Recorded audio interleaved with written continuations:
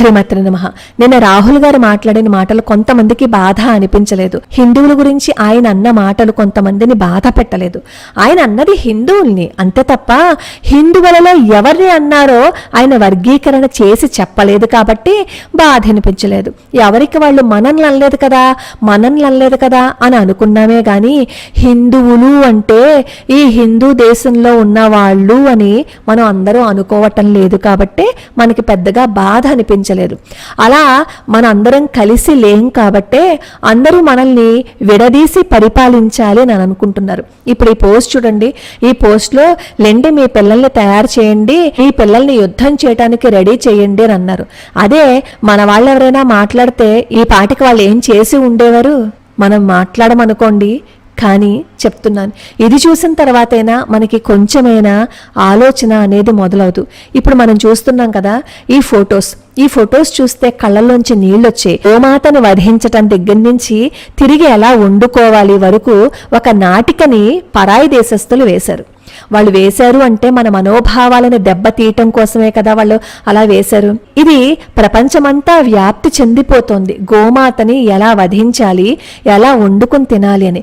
చిన్న పిల్లల చేత ఈ స్కిట్ వాళ్ళు వేయించారు అంటే చిన్నతనంలో ఏ బీజం పడితే అదే మహావృక్షం అయిపోతుంది. చివరికి ఏ విధంగా పిల్లల్ని తయారు చేస్తున్నారో చూడండి.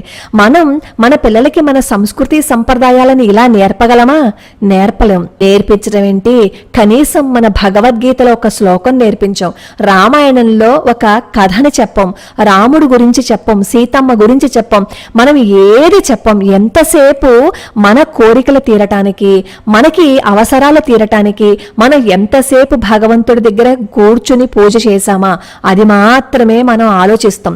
మన దృష్టిలో భగవంతుడు అంటే మనకి కోరికలు తీర్చే ఒక యంత్రం మాత్రమే.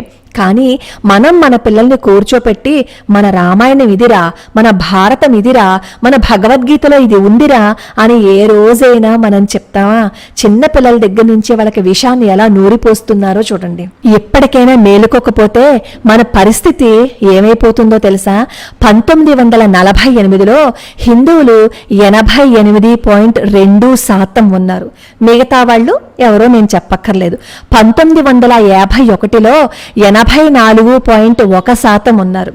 2021లో సుమారుగా 65.7% ఉన్నారు. ఇది 2030కి వచ్చేసరికి 60.4%కి వెళ్ళిపోతుంది. మిగతా వాళ్ళు 38.1%కి వస్తారు. 2037 వచ్చేసరికి 55% హిందువులు ఉంటారు. మిగతా వాళ్ళేమో 43% ఉంటారట. 2041 వచ్చేసరికి 11.2% హిందువులు ఉంటారట. మిగతా వాళ్ళు 84.5% ఉంటారట. మనం ఎవరితోనూ గొడవ పడాల్సిన అవసరం లేదు. మనలో మనం కలిసి ఉంటే చాలు. ఇది ఎప్పుడు జరుగుతుందో తెలుసా?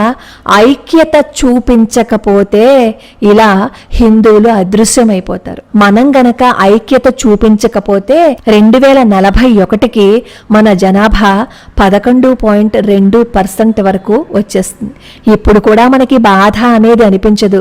ఎందుకంటే మన ఇంట్లో మన కోరికలు కోరుకున్నామా, దేవుడు మనకి ఎన్ని కోరికలు తీర్చాడు అని ఆలోచిస్తామే తప్ప దేశం గురించి ఎందుకు?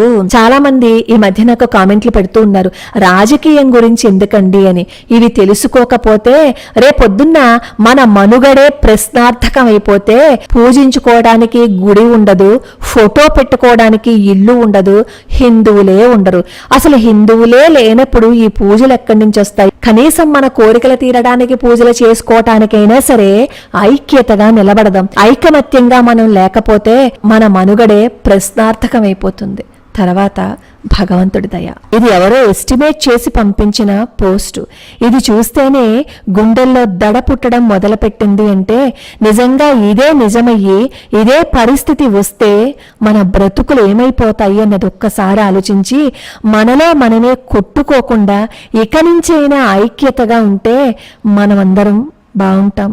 లేదు అంటే తిరిగి మళ్ళీ పరాయి పరిపాలన మొదలైపోతుంది.